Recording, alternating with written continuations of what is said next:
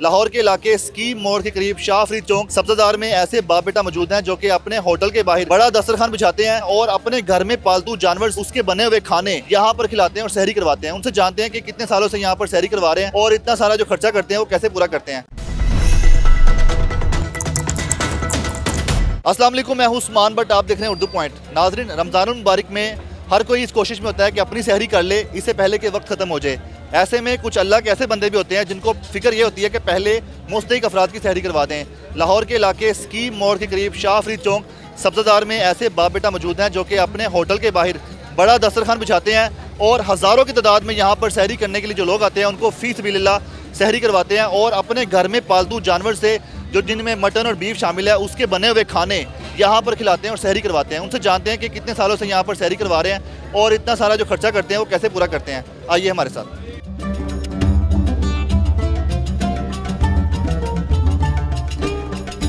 फ़ी सबिलिल्लाह सहरी करवाने वाले हसन अमानत साहब हमारे साथ मौजूद हैं। अस्सलाम वालेकुम। वालेकुम सलाम। सर, ये बताइएगा कि आप जो सहरी का अहतमाम करते हैं कब से कर रहे हैं और कितनी बड़ी तादाद में यहाँ पर सहरी का अहतमाम किया जाता है, आपका प्लान क्या होता है? ये तकरीबन 24 साल हो गए हैं। पहले वाला साहब करवा रहे थे, वाला साहब के साथ मैं अटैच हुआ हूँ।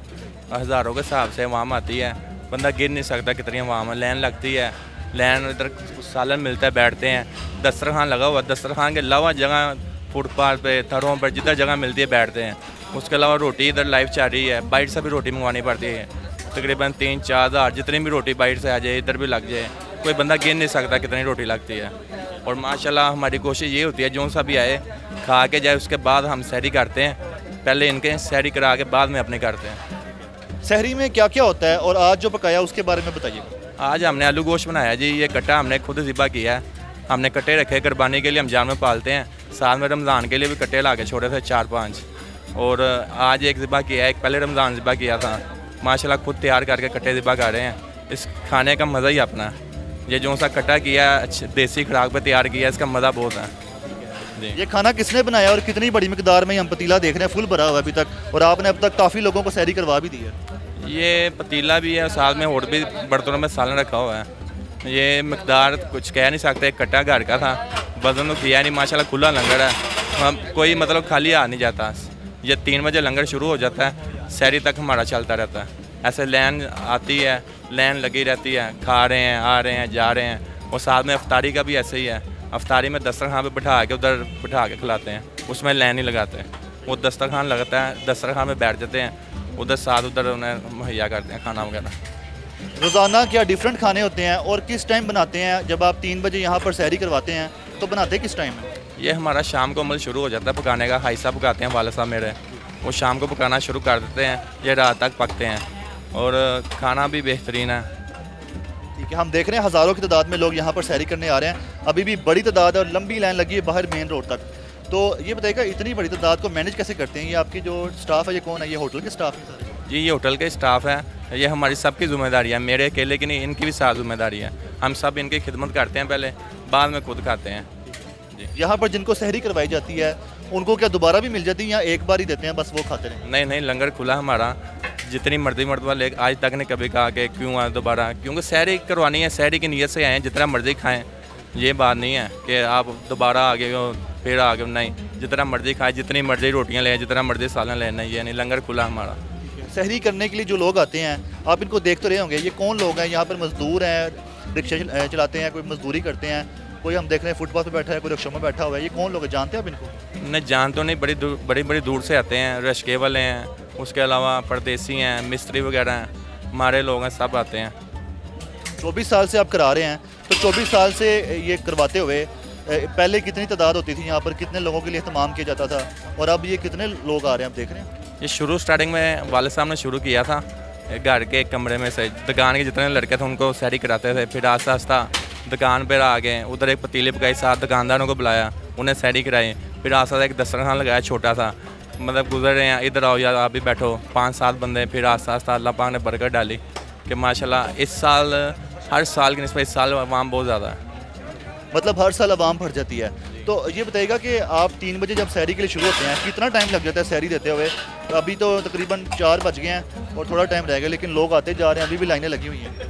ये टाइम हमारा चलता ही रहता है सहरी बंद होने तक। तकरीबन 10 मिनट पहले मैं उठता हूँ, सहरी कर लेता हूँ, 10 मिनट पहले मैंने उठना लंगर से, उससे पहले मैंने नहीं उठना। मेरी ड्यूटी इधर ही लंगर पर, जो सा भी आए उसे मैं लंगर खिलाना है।